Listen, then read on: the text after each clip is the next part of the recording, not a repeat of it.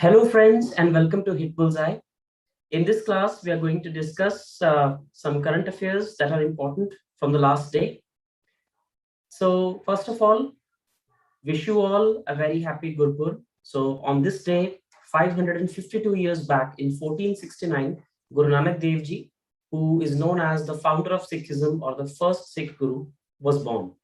So on this occasion, I, on the behalf of HitBullsEye, extend you heartwarming wishes. So let us see what important things have happened. First is the Clean Ocean Manifesto. So we will see what is Clean Ocean Manifesto and why it is in news. Secondly, India has been re-elected in UNESCO Executive Board. So UNESCO is United Nations Educational, Scientific and Cultural Organization. So we'll see how has India been re-elected, what are the other countries that have been elected along with India. In the third news, we'll see that Indian Railways has opened a Japanese-style pod retiring room, which is something new for the Indian culture. In the fourth news, we will discuss Jal Shakti Ministry's scheme to launch Water Heroes contest. And finally, very importantly, we'll study the annual status of education report 2021 that has just been released. So let us get started. So what is Clean Ocean Manifesto? Basically, the United Nations wants to clean the oceans of the world as soon as possible. So this Clean Ocean International Expert Group of UN, whose main aim is to clean the oceans. And in this decade of ocean science for sustainable development, they are going to present their list of activities and goals in the Clean Ocean Manifesto. So as the term suggests, it is a manifesto that will list out the activities that we are going to perform to clean the oceans of the world. Because ocean debris and ocean waste is a big problem. Most of the countries, whether developing or developed, have been dumping their waste into the oceans. That has, polluted the oceans beyond repair. So this is an initiative by the UN to clean the oceans.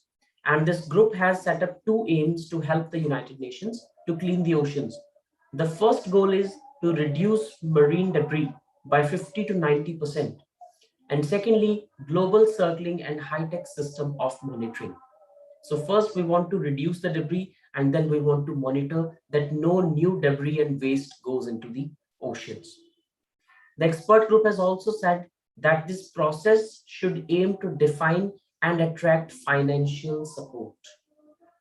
Financial support is vital if we want to clean the oceans, and the initial goal is to clean this by 2025, and by 2030 another goals will be set up. So initially the short-term target is that in the next 4 or 5 years we have to achieve 50 to 90% of ocean cleansing, which is vital if we want to preserve the ecosystems and if we want to reverse the climate change that has been happening. Then this 3-day online conference that is taking place on ocean cleanliness is also highlighting more activities that are going to be in place around the world and which can make significant contributions by 2030 to clean the oceans. For example, successfully and consistently monitoring marine debris. So we have to, once we clean the oceans, we have to make sure that this continues. Then operating deep sea observatories in the Atlantic is another step, and observing vast southern ocean to provide early warnings of possible climate change. So these are the major goals. We want to reverse the climate change, and it cannot happen if we totally remove oceans out of the equation.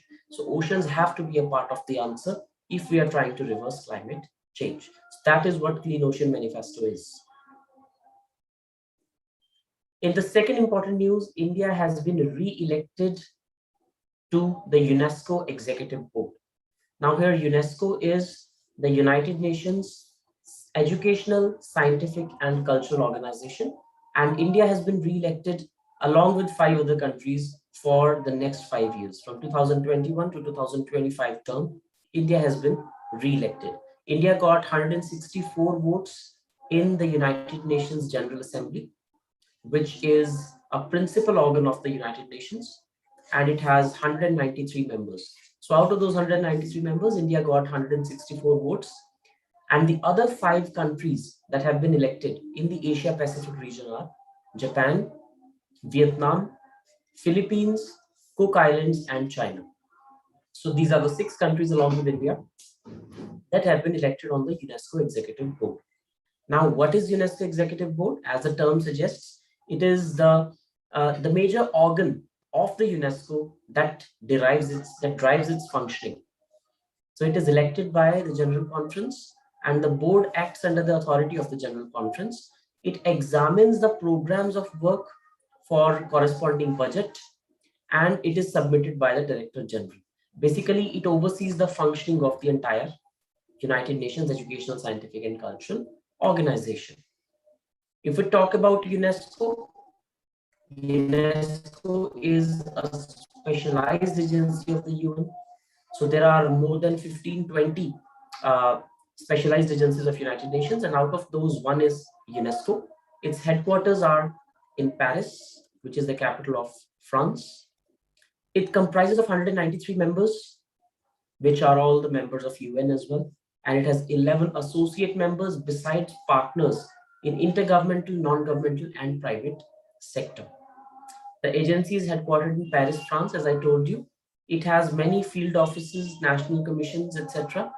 And it was founded in 1945, very importantly. So the same year in which United Nations was founded, in that same year, UNESCO was also founded. And we famously know UNESCO for compiling the World Heritage Site List. So World Heritage Sites List is maintained by UNESCO, the tangible heritage, intangible heritage. So in India, we have 40 plus sites on the UNESCO World Heritage List, including the Red Fort, the Taj Mahal, and many temples in southern India. So that is the body that is UNESCO, and India is now on the executive board of UNESCO for the next 5 years. Moving on to the next news. Indian Railways has opened its first pod restroom at the Mumbai Central Railway Station. So this is a concept that we have borrowed from Japan. In Japan, there are pod restrooms that are very small. It's like the size of a double bed, and it has Wi-Fi facility, TV, adjustable mirror, locker, reading lights. The idea is to give people affordable resting place so that people do not have to, book hotels for the same. So this is a pod hotel, which is a novel concept. It can be related to urban modernity or urban modernization, where shrinking spaces are giving place to such type of concepts. So a pod hotel or capsule hotel comprises of small bed-sized capsules and provide affordable overnight accommodation. Since the space taken is very less, it can be very economical. And the total cost of the project was 230 crore rupees. So as you can see in the image here, this is a pod hotel. So it is the size of a double bed, and 1 or 2 persons can be easily accommodated in here. So in fact, 2 persons can be easily accommodated in here, and it is air conditioned, it has Wi-Fi facility and everything else. Next, the Jal Shakti Ministry has decided to launch the Water Heroes contest. So what is a Water Heroes contest? Basically, people are being encouraged to share their stories of how they have innovated water saving technologies. So the aim is to encourage and collect best practices in water conservation and management from entire India. Basically, there are various innovations that are taking place in remote parts of India, with which a lot of water can be saved. And these practices are going to be encouraged through this initiative. So this is to boost transformation in water sector, because we want to save water. A lot of water is going to be a major problem in the future. So the participants will require to post their success stories in video format, and some winners will be decided. It is a contest which is being organized by the Department of Water Resources, River Development and Ganga Rejuvenation, which basically falls under the Ministry of Jal Shakti, which is the parent ministry or the nodal ministry. A maximum of 10 entries will be selected and will be given awards of 10,000 rupees along with the certificate. So 10,000 rupees each is the cash prize that will be given along with the certificate. And finally, we are at the ACER report, which is the annual status of education report for the year 2021.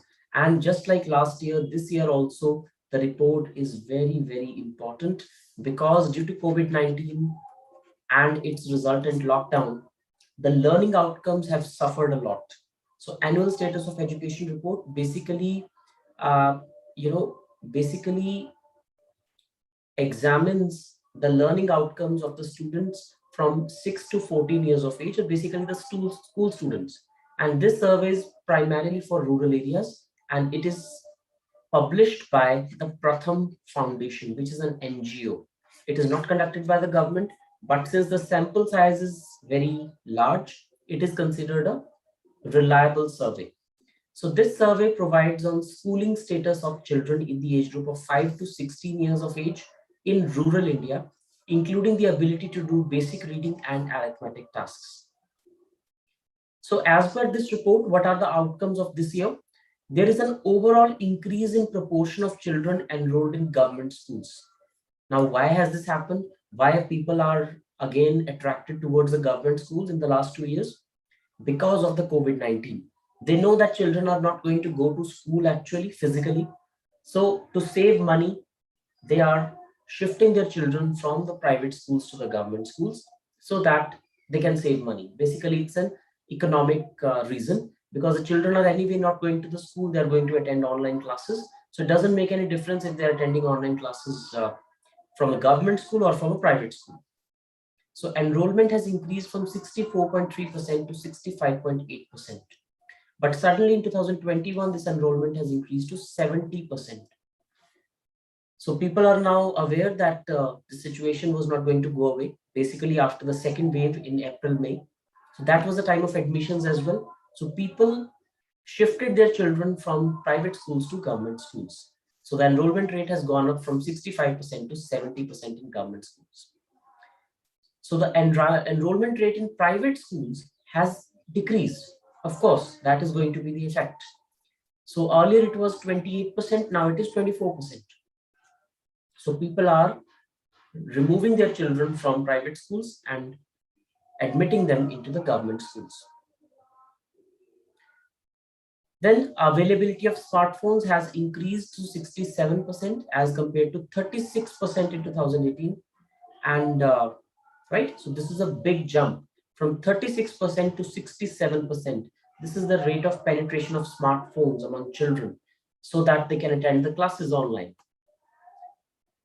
And if we talk about the private and government school comparison, in private schools, 79% of children had smartphones at home, while in government schools, 63% of children had smartphones. So of course, the private schools have an edge there because it is something that is directly related to the economic status of a family. So these are the major outcomes. Basically, the enrollment in government schools has gone up and enrollment in private schools has come down. And this is the crux of the report. And if we talk about smartphone penetration, so the smartphone penetration has gone up from 36.5% up to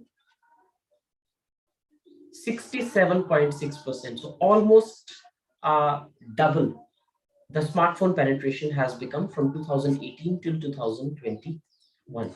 This has been this is a compulsive shift. This is a forced shift because of COVID-19, so that children can attend classes at home on their smartphones. Because not everybody can afford a desktop or a laptop or a tablet. So that's why affordable smartphones are there.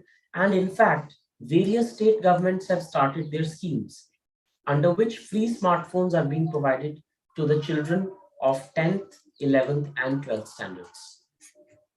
So that is also something that is happening. Right, so some major initiatives that have been taking place either at the international level or at the national level, some updates about the reports like ACER. So that is your dose for current affairs for today. If you like the video, please like the video and subscribe to the channel so that you can get the notifications of these videos every day when we post them. Thank you so much. Let us know your reviews in the comment section. I'll see you in the next video. Thank you so much.